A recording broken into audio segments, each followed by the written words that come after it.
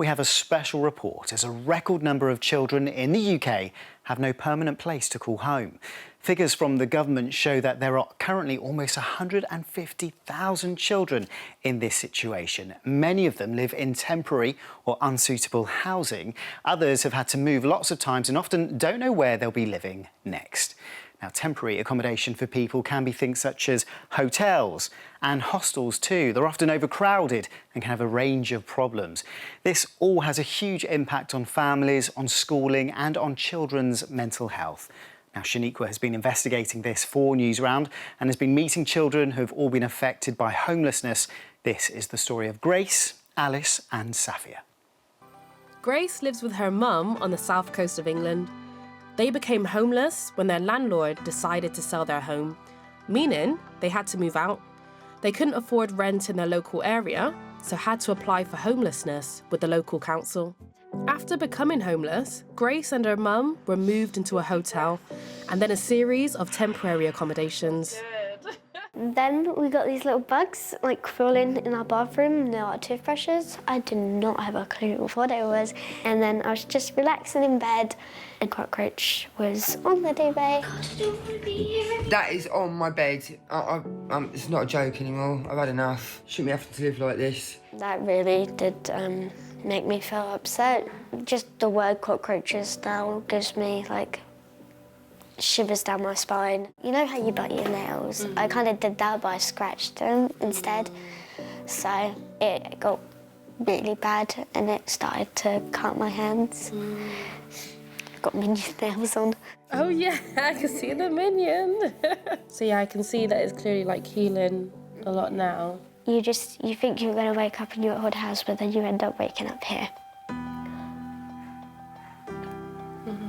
Yeah, so... yeah, it's different. Do you know how long that you're going to be living here for? I don't know.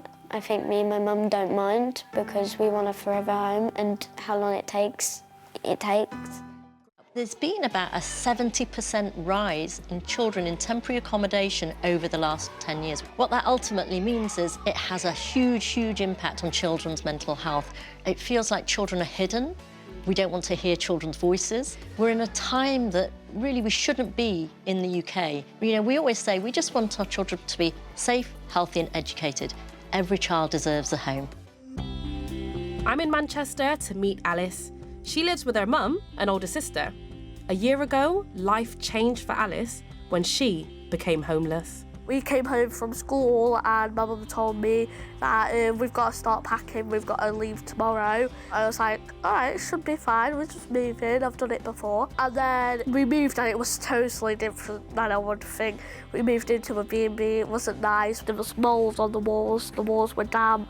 I would have to share a bed with my mum. I would start having panic attacks because it's like, I'm too used to being in that room and I don't have anywhere else to go. So then we got moved here, so it's nice. So you've moved 5 times in less than a year. Yeah. That must have like affected your school life. Obviously we don't live that close from where my school is. I've got to wake up early so I can get there on time and I don't miss anything. You can't do after school clubs at school because it would just take too much time to keep going there and back. The way I'm living is different to everyone else. You go from one really good part of your life and then it just goes really bad. For now, Alice is happy to be in a safe place with more room for her and her family. But there are over 100,000 children across the UK who are affected by homelessness, and many have had to live in poor conditions. When you were younger, Safia, you've experienced homelessness. What was it like for you? I moved a few times into houses that were not affordable. Because of that, I had to move again and again. They weren't good. Like one of them, for example, had a tiny bedroom and there would constantly be like mice and everything coming in. It was horrible. Can you tell me why you're so passionate about helping people? I'm passionate about helping people with housing because I've gone through it as a baby and like a young child. I know what it feels like to not like have like a decent house to live in. Do you feel happy where you live now to call it home? because I'm not like moving all the time and everything. I'm just staying in one place. While Grace and Alice continue their search for a permanent home, they still have hope for the future. What change do you want to see being made to help other kids in your situation, Grace?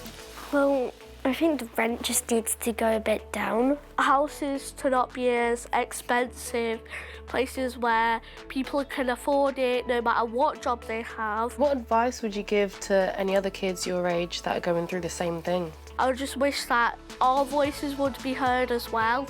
People think that we don't understand, but when you've been through something like this, you do understand, you understand everything around you. Feel like you can get through this and that you're not alone. You can always talk to someone about it. I'm looking forward to getting my own back garden, and I can play outside, I can get some new pets, and just someone that feels like home.